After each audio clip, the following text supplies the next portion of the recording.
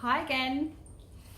I'm going to share a bit more of my story with you today, and for those of you who might have stumbled across this, what I'm doing is sharing a blog that I wrote that I started in 2014. It was a kind of a project, and at the end of the project people said to me you should turn it into a book. So I've decided to just record it and share it this way visually and tell my story.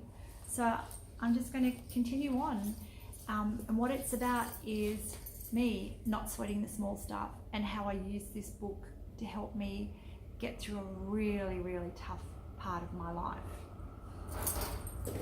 I interpreted every chapter of that book, 100 chapters, and came out the other side a very happy and stronger woman. So I'm just going to continue on reading my story. Tuesday, 11th of February 2014. This is totally unedited, by the way. I'm reading off this. There's noise in the background, but that's how I like it. I just like for me to present as me. Anyway, 2014, Tuesday the 11th of February. It's just panic. The other day when I was reminding myself of how peaceful and calm I used to feel, I would think about what I used to do to keep myself in check so I wouldn't get all worked up about things. At the height of my anxiety and panic attacks, I was a wreck. I would hate to leave the house. I hated being in the house. I thought constantly that I was going to have a heart attack and die, or that I was going to go crazy, and it's a feeling like no other. For people who've had panic attacks, you can relate to that feeling like you're going to die. It's absolutely horrific, and it's one that haunted me day after day for a very big period of my life until I actually sought treatment to find out what the hell was going on with me. And that turning point came when I had a panic attack at home in the early 90s, and we called an ambulance, only to find that I had no signs of anything wrong. My heart was fine, it was still beating, all my vitals were normal, but I didn't feel normal. And here's what would happen to me.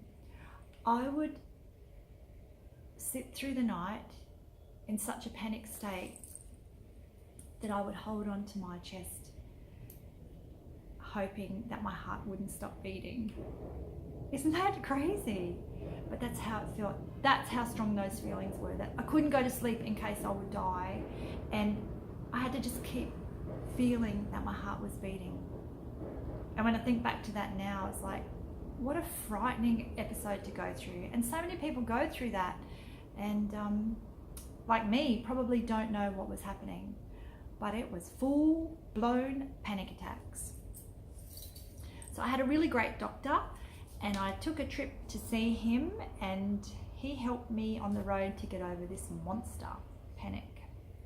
He gave me some Valium, and I took half a tablet and decided that pills were not the way for me.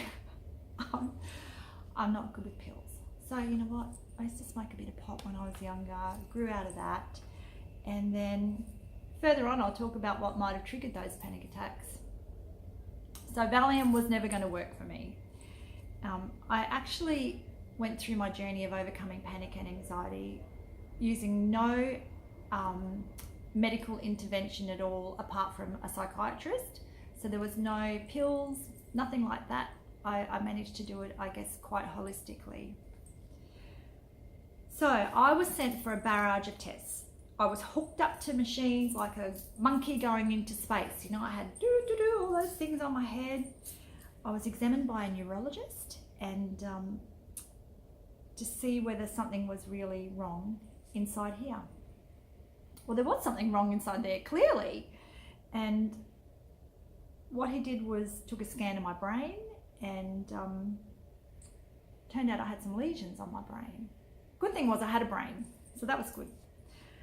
And I prepared for the worst, and I quickly wrote my will on a piece of paper.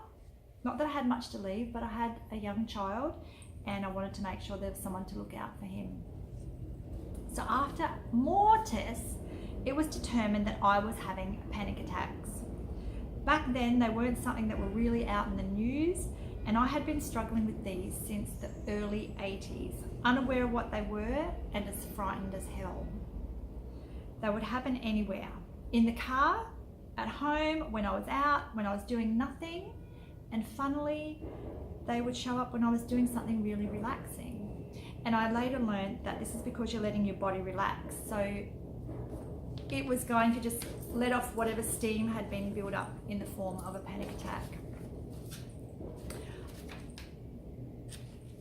When I think about having a panic attack, I would get this kind of overwhelming feeling like I couldn't breathe and like I was choking and that I was going to die, and it was almost like there was this cloud around me. Oh God, it's a terrible feeling, and I really empathize with anybody who might be having these because they're not very nice. So finally, I was able to get the help I needed to put those fuckers to rest. The treatment for me was very easy. As I said, I didn't take any medicine for this. It was very holistic. I was referred to a psychiatrist, and what we did was talk. And we talked, and we talked, and we talked. He suggested I try some relaxation and sent me to the Queensland Department of Health, which was just down the road from his office. And he told me to buy a relaxation tape. Like, what the hell, a relaxation tape? Okay. It would cost me $5, and I should continue to use that relaxation tape and listen to it over and over and over again in between our sessions. So I went and got this tape, but they couldn't give me change for the purchase. So they just gave me the tape, for which I was both grateful and guilty because I hadn't paid for it. And for someone with stress and anxiety, it's like you're feeling guilt because you feel like you've done the wrong thing. I still have this tape, and I said to my now ex-husband that when I die, he better put it in my coffin so that I feel relaxed in the afterlife. That's how much I love that tape. I've actually converted it to an MP3 now, so I still have it and I still use it. So this radical relaxation treatment for the attacks made them worse for a while. It takes a lot for your body to unwind and not feel the stress. And believe me, unless you've had a panic attack, you have no idea of the fear that they bring. So along my journey of recovery from those, a few things occurred that I still find useful to this day. One, relaxation really works. And when you become so attuned to being in a relaxed state, it helps you deal with the small stuff. And when you think you're going to panic, you just go to that relaxed place within your mind. And I can still, all of these years later, stop and put myself into that relaxed place. Two, I was talking to my brother-in-law and I said to him that sometimes I just felt like I was going crazy. Like I'd be out somewhere and the world would be crashing in on me and I'd have this need to want to run, and it's like I feel like I'm going crazy. Jan, he said, because that's my name, if you were going crazy, you probably wouldn't realise. Oh my God, that was a wow moment, and that made me feel so much better. I was sane, like just hearing that and thinking about that. Oh my God, if I was going crazy, I wouldn't realise, because I'd be crazy.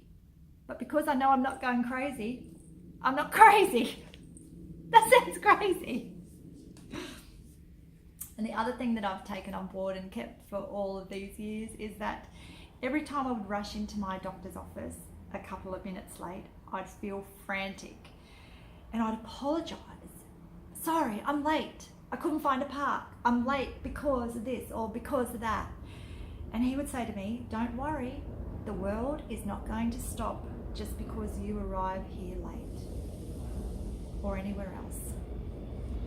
Well, that doesn't seem like it sometimes. It seems like the end of the world's going to happen, you know, if you miss your train or you're late to work, whatever it is. But you know what? It was okay to be late. And maybe that was his way of telling me that I needed to be a little bit kinder to myself.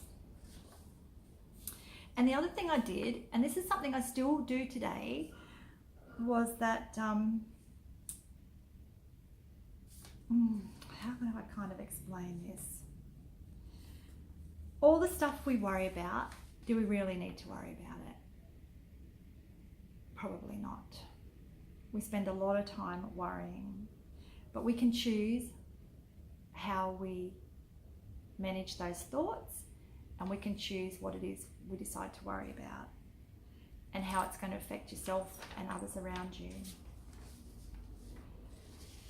The panic attacks eventually subsided, and although I sometimes get a sense of that overwhelming feeling if I'm under a lot of stress, like life-changing stress, on the most part, I've not had a panic attack for a long time, but I think it's because I kind of head them off at the pass.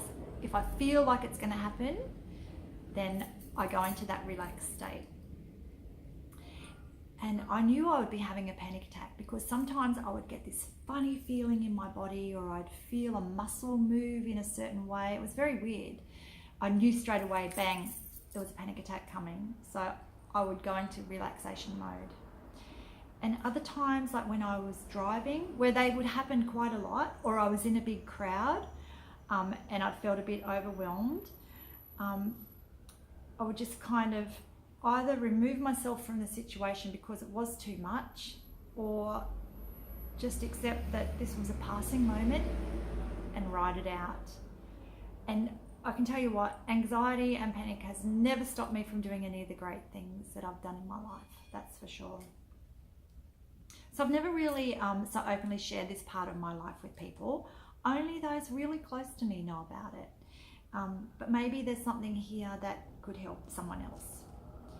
And I can't dwell on what was in the past. I can't dwell on those moments of panic, because if I did, that would probably send me to the nut house. But I'm thankful that I'm healthy and probably just as sane as the next person. So here's one of the things that I still do, and one of the greatest things I ever did when I was going through my journey of panic.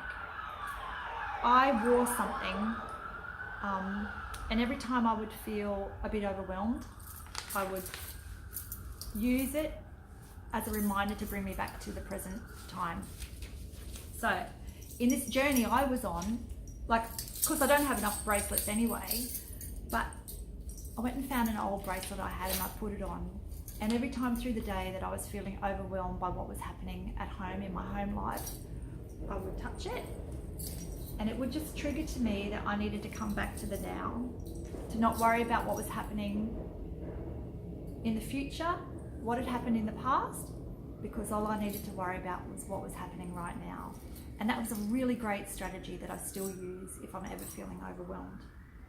And I mean, it has to be something big now, because I think I'm pretty much over all the crap that's happened. Anyway, it's just panic.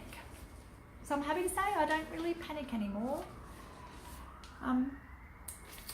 Well, we're going to turn this off now and get ready to read you another little chapter.